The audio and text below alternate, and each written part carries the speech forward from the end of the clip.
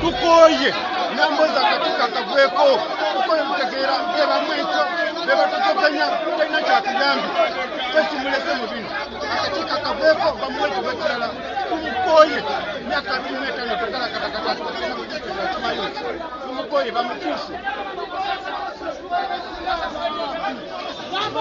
bakaluma bafuma kibina tetwaba kutuma nyinga bakowa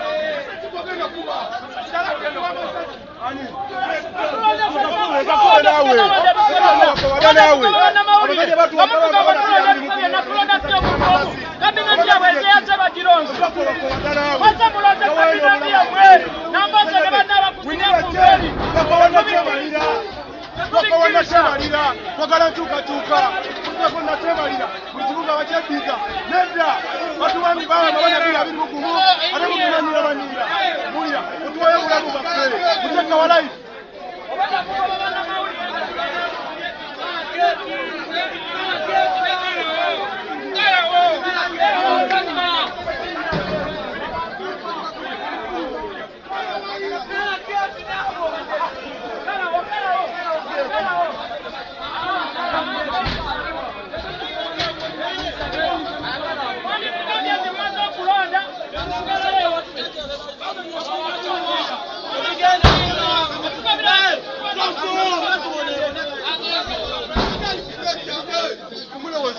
abantu gali luddawa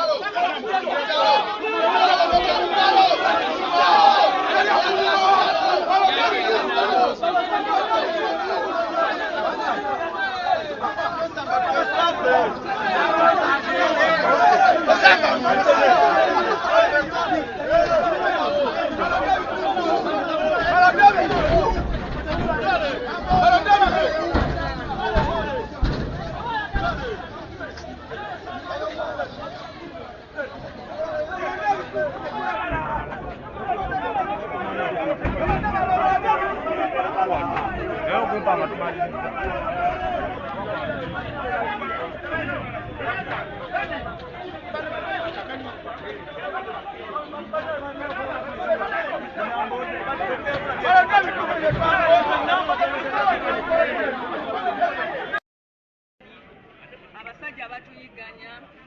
twakola constitution yaffe ng'ekibiina ejjo tusobozesa okulonda naye bakyagituddewo bwe kuteekawo structure za mobilization tusooke tukunga abantu eno nga bakadde baffe ab'ebyamateeka bwe balwana okulaba constitution y'ekibiina ng'evaayo mu electoral commission. Olwaleero tubadde wano banange bano baleese amannya g'abantu abawera 5 ne tugenda mu ndeeyo twekube mu tooki mukole yaffe eya Nuupu kuba buli we mubeera ab'ekibiina ekimu ne mwesabjectinga ku bululu mweyuza. Bwe tutuuse mu ndeeyo tewaliwo omuntu n'omu gwe baggyeemu era mukama wange ono ye mujulizi tewaliwo omuntu n'omu gwe bagambye nti lekera Nambooze wabula bwe tutuuse eyo abantu kinoomu ne bagamba banange bwe tuba twagala wano omulimu kukolebwa Honorable Nambooze yatukulembera ne tuwangula akalulu mu myezi 3 era tukyamulinamu ki obwesige. Amanya gaffe twagala mugawo obuvunaanyizibwa obulala tusobole omukwatizaako era bwe kigenze omukulu ono ye sekretary geno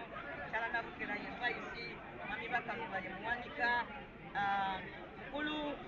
Kaggwa ayagala kukulembera ku constituency ye era tumulese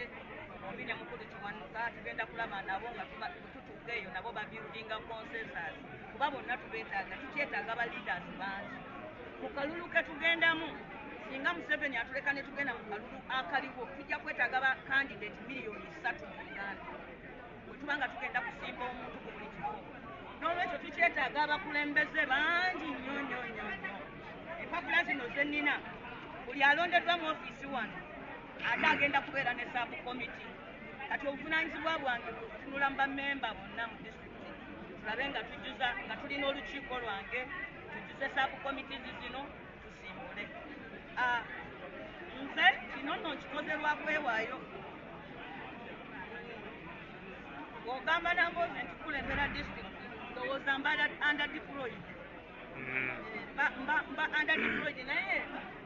lwaki tusookera waggulu eri bagamba n'abuuliranga enjiri nga nsooka naki n'abeewange omulundi guno mbadde nze nakkiriza nkulemberwe naye kyalibadde kyabutiki bannange bonna okugamba nti gwe twagala gwe nze ne ŋŋamba nedda nti ki ŋŋange kakati tulina ne isuuzu za disipulini naye mabega awo tetubadde na bukulembeze butongole kakati tufunye obukulembeze obutongole tugamba buli muntu yenna alina ensonga agiyisenga mu mitendera mituufu naye bwe wabaawo abantu abaagala okusikandalayizinga ekibiina kyaffe mazima ne mubeera abantu 10 naye ne mujja ne muwoggana nnyo mulowoozesa abantu NUP erina obuzibu ebikolwa ebyo bikolwa abantu bambi abeetaaga okubuulirira oba abo abaguliddwa okuteeka erinnya ebbi ku kibiina kyaffe buli kaseera tufaananyanga ffe abantu bahuligani ekitali kituufu amawulire agaalivudde wano agaali badde amawulire amatuufu bwegoga nti namboozi asuuliddwa ago ge gaali badde amaki ge gaali badde amawulire naye ag'okulondebwa si mawulire kubanga mwemulaba mutya wabula kyenjagala okugamba omuntu yenna ayagala okulwana ku lutalo lwa Nuupu olw'omunda tajja kundabo yajja kunkuba kubanga amaanyi agalulwana sigalina mu amaanyi nasigazaamu galwana Museveni na tiimu naye amaanyi agalwana entalo z'omunda ago sirina naye nze namanyiira to be an underdog in every election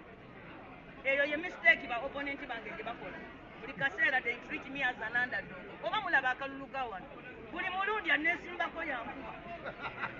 nze tukati nakimanyiira nabitaka yankuba bakaluba yankuba ani omulala ne kuluno oba abakagimu nabo bankuba wano emiggo baali basa abantu abaana bange kwegamba eyo ye mistake y'abantu bange abavuganya namboozi they underrate my capacity